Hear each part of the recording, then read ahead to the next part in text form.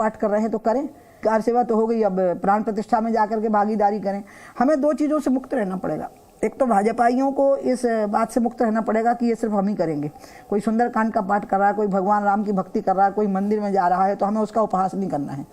दूसरा, जो विपक्ष के लोग हैं जो विरोध कर रहे हैं, उनको भी मैं कहूँगी कि आप भय से और शंका से मुक्त रहिए। वो भय में हैं कि हमारे वोट चले जाएंगे, जो मुस्लिम वोट हमें मिलने वाले हैं, और उनके अंदर आशंका भी है कि उनका अपमान होगा, उनकी हंसी उड़ाई जाएगी। वो भय और आशंका से मुक्त रहें, और हम भारतीय जनता पार्टी के लोग इस अभिमान से मुक्त रहें कि सिर्फ हमारा कॉपीराइट है। कोई सुंदरकांड का पाठ करना चाहता है तो करें, हम कैसे रोक सकते हैं? हनुमान जी कोई भारतीय जनता पार्टी के नेता थोड़ी थे जी। अच्छी बात कही आपने। अब मैं थोड़ा पीछे ले जाना चाहूंगा उमा जी आपको। हाँ। मंदिर आंदोलन की बात करते हैं तो किन किन चेहरे आपको याद आते हैं? महंत वैद्यनाथ जी का आता है, अशोक सिंघल जी का आता है, और आपने जो नाम लिया सबसे परम पूज्य परमहंस रामचंद्र दास दिगंबर अखाड़े वाले अशोक सिंघल जी का नाम याद आता है। आज कैसे याद करती है इन लोगों को आप, जिन्होंने अपनी जिंदगी खपा दी इसके लिए? मैं तो ये मानती हूँ कि इन्हीं के अति प्रचंड आत्मविश्वास के कारण आज का दिन हमको देखने को मिलेगा। रामचंद्र दास परमहंस जी 1949 से लड़ाई लड़ रहे थे। अशोक जी सिंघल जी के जीवन में एक समय ऐसा आ गया था जब अटल जी की सरकार थी और राम जन्मभूमि का कोई नाम नहीं लेता था। उस समय पर भी अशोक सिंघल जी कार सेवा करने के लिए तत्पर हो गए थे, और वो उन्होंने भोजन करना छोड़ दिया था।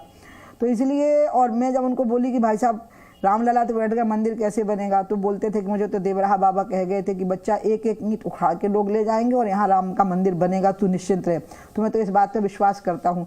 इसलिए मैं तो मानती हूँ कि उनका जो विश्वास है वही सबसे बड़ा आधार बना है।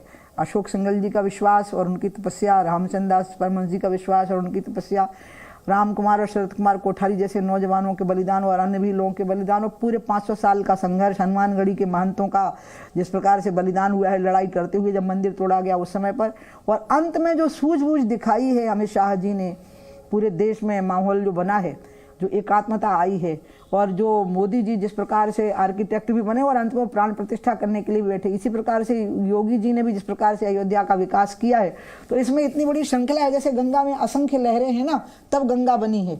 इसी प्रकार से राम जन्मभूमि आंदोलन की सफलता भी बहुत सारी धाराओं को अपने अंदर समेट करके बनी है।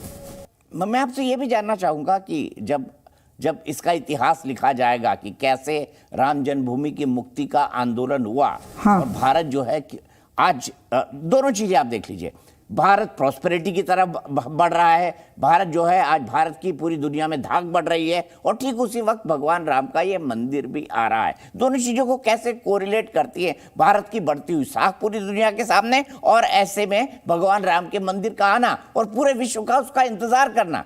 मेरे पास फोन्स आते हैं, साउथ कोरिया से आता है, मेरे पास कंबोडिया से फोन आते हैं, मेरे पास सिंगापुर से फोन आते हैं कि भाई एक बार दर्शन तो करा दो।